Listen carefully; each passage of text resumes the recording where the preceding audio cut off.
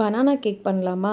4 பூவம்பழம் எடுத்துக்கோங்க. அதை நல்லா மசிச்சு வச்சுக்கோங்க. அது கூட 2 முட்டை, 1 டிஎஸ்பி வெனிலா எசன்ஸ் போட்டு நல்லா ஜென்டலாக மிக்ஸ் பண்ணிக்கோங்க. இதுக்கப்புறம் இதில் வந்து ப்ரௌன் சுகர் ஆட் பண்ண போகிறோம்.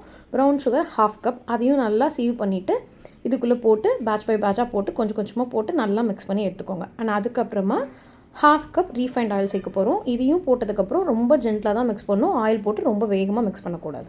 ஆனால் அதுக்கப்புறமா முக்கியமான இன்க்ரீடியன்ட் என்னென்னு பார்த்தீங்கன்னா, கேரமலைஸ்டு சுகர் சிரப். 100 கிராம் சர்க்கரையில் 1 டேபிள் ஸ்பூன் தண்ணி ஊற்றி சுகரை கேரமலைஸ் பண்ணி அது கூட 1/4 கப் தண்ணி ஊற்றி அதை அப்படியே ஆற வச்சிடணும். மிக்ஸ் பண்ணிவிட்டு ஆற வைங்க. ஆனால் அதுக்கப்புறமா இந்த இன்க்ரீடியன்ட்லாம் போடக்குள்ள அது நல்லா ஆறிடும். அதை ஆட் பண்ணி லைட்டாக ஜென்டலாக நல்லா மிக்ஸ் பண்ணதுக்கப்புறமா ட்ரை இன்க்ரீடியன்ட் சேர்க்க போகிறோம். 1 கப் மைதா, 1/2 teaspoon baking powder, 1/4 teaspoon baking soda, கொஞ்சமாக ஒரு பிஞ்ச் உப்பு போட்டுட்டு இது எல்லாத்தையும் நல்லா சலிச்சுட்டு இந்த நம்ம வெட் இன்க்ரீடியன்ஸ் வச்சுருந்தோம் பார்த்தீங்களா, அதில் கொஞ்சம் கொஞ்சமாக போட்டு மிக்ஸ் பண்ணணும். நல்லா ஜென்டலாக மிக்ஸ் பண்ணுங்கள். போட்டு வேகமாக பண்ணக்கூடாது. பண்ணி எடுத்ததுக்கப்புறமா உங்களுக்கு எந்த டின்னில் வேணுமோ அதில் ஊற்றிக்கோங்க. ஓடிஜியை 175 டிகிரி செல்சியஸ்க்கு 10 மினிட்ஸ் ப்ரீ ஹீட் பண்ணிட்டு இந்த பேட்டரை உள்ளே வச்சு 45 to 50 மினிட்ஸ் பேக் பண்ணி எடுத்தீங்கன்னா சூப்பராக மாய்ஸ்டாக சாஃப்டான பனானா கேக் ரெடி ஆகிடும்.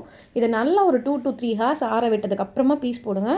சூப்பராக இருக்கும். நீங்கள் வந்து 1 வீக் கூட இதை வச்சு யூஸ் பண்ணிக்கலாம். நல்லா கிளிங் ராப் போட்டு க்ளோஸ் பண்ணி வச்சிட்டிங்கன்னா சூப்பராக இருக்கும்.